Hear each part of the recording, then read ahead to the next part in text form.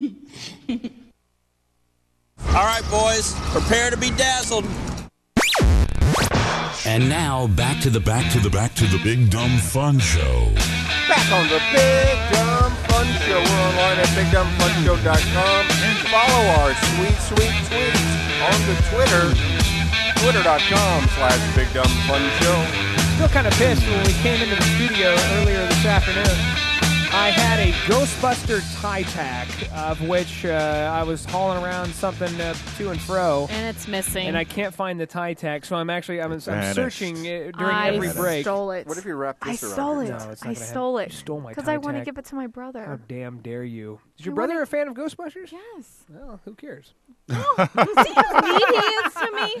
You're going to get hate letters now. You know that, right? That's what I live for, hate letters. You are going to get hate letters. No. And then Anthony's going to have to protect you now. I would love to have some protection going on. But see, here. I come first in Anthony's eyes. Anthony, Thank you. We're in. By the way, we're in studio with Anthony Burnside, that does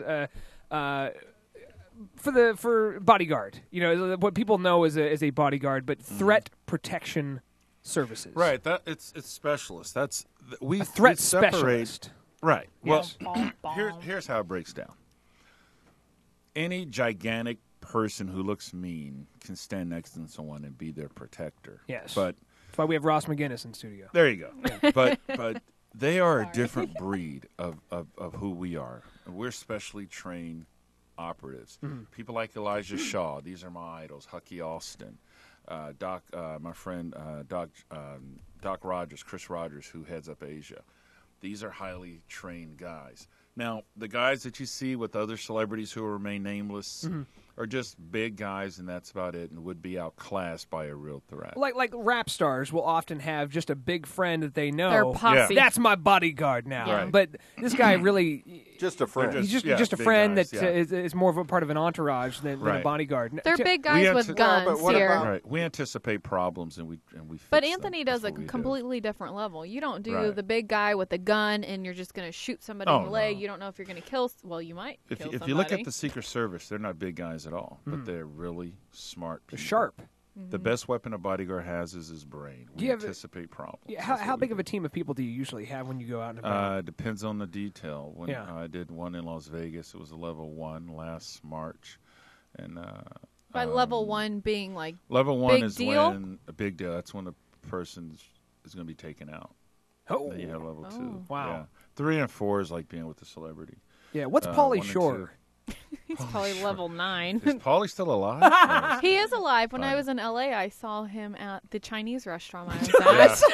Chinese restaurant. He was at the Whataburger. I'm not racist. I love Here's Chinese. an example. When I lived out there one night, my friend and I went to the movies, and there at the crosswalk was Donny Osmond.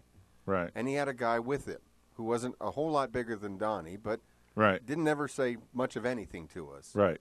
We're the invisible people. We only make ourselves visible for threats present. Now, which do you prefer? Do you prefer like a celebrity, like a high-profile celebrity, or like a politician? I mean, we're getting into the political season now.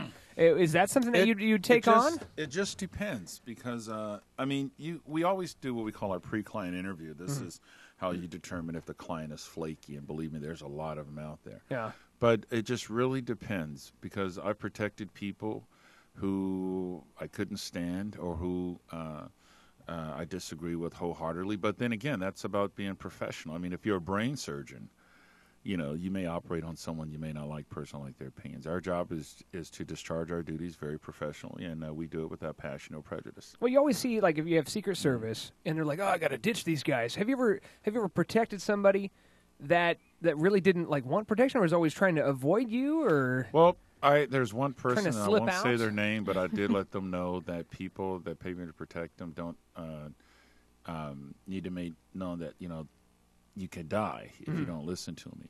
So I would just remove myself from the detail. I don't have time to chase people down. There was one rapper who loved to ditch his security and did it all the time. Of course, he ended up getting killed, but not because he ditched his security. But I thought maybe you killed him. You have a lot. I thought you were going to reveal something very big on what here. What have you heard? Is there a lot of prepping that goes into this? So, for example, you did the prepping. Grammys, of course, and that was a a Sunday thing, but you probably had Saturday, Friday, because I know you were out there all weekend. But that's normally done. You have a whole other group of people that do that, like LEPD, SWAT. They seal out the air. They do all of that. For my details, yeah, it's a lot of planning. A lot of it's like it's like building a building. You have plans. Like orchestrating a ballet. Yeah, everything has to work in perfect concert. Did you ever fall in love with a client, bodyguard, Whitney Houston me. style? You know, it's funny. Well, Rena, yes, but it's funny. We have names for people like that. I call them the booty call bodyguards because they're it just does there happen. for the fringe benefits. It does happen. Kate Goslin, and there's a lot of my thing is Kate this. Goslin, you fell in love with her? No, she fell in love with her bodyguard. There was allegations she fell in love with her bodyguard. My thing is this. If you start sleeping with your clients, then they feel like they don't have to pay you, and you have to pay me. So I thought you should say they have to pay you more. Yeah, there you go. Yeah, that right there, sir, is an additional charge. But yeah, you have to. It's. I think it's unprofessional. It does happen. Do you really want to each his own. Bodyguard that sounds like Casey Kasem? That's true. I'm Casey Kasem. Here's a long-distance dedication coming in from a stalker from Cleveland. And now on with the countdown. Can you give us a couple of tips for a couple of old white guys like Gnurk and maybe Gnurk? some gals too. Like if you're walking in, of course I can't be. He had a good one. We were off right? there, and we said always he looks inside a store before he goes in case it's getting robbed. Right. The thought never even occurs to me that not to go into a store being robbed. Because he lives in Blue Springs. I do. We don't have crime there. But here's the difference. You don't. Blue Springs is a good area. But here's something interesting is that we are all creatures of habit. I bet when you go home, you probably drive home the same way every day. Yeah. Well, see, that makes you easier to kill. Oh, because you just told everybody. Because a person, crap. I mean, no, I don't. Because if a person's a good assassin studies his mark way before he even makes. Yeah, they don't just go out and kill someone. They'll hang out and. Right, it's not like the movies. It's not like the movies at all. Some of the most perfect assassinations look like accidents. Yeah, I tell people that all the time. Now I'm scared. So, but the thing is, make sure you stay aware of your surroundings when we go out to a parking lot. Make note of how many cars are there, if there's anybody sitting there, what they look like. Are you talking for men or in general? For everybody. Okay. For everybody. Look in your back. What if you seat think before nobody you get in would the want car. to kill you, though? Well, see, that's the thing. There's a young woman who was abducted from Target years ago. The Kansas, right? Kelsey Smith. She's just walking out to the car, and this idiot abducts her to his vehicle and ends up murdering her. And is it true that fat people are harder to kidnap?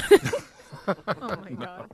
So I need to put on a few pounds. I think it just depends, But because that's my defense mechanism here. I don't want to get. I say some controversial stuff every once in a while. Hey, you're going to strain yourself. Yeah, like hold on here. You better just shoot me right here because you ain't loading me up into your van. Right. There's a tape I had on my Facebook wall. Richard Kuklinski, the Iceman. This guy looked like your ordinary, average day Joe, but he was a cold-blooded murderer. And he would talk about killing you as if he's talking about the color of a painting on a wall. There's a lot of people walking around just There's a lot like of red that. in that painting. Yeah. I'm a little freaked out at the moment. Oh yeah, it's interesting. But I have a gift I want to give you guys. It's from the Grammys. It's official. Oh, that is so program. awesome! Hold Thank on you. I got you on 54th camera there. You are too cool. So it's some good we stuff on? in there.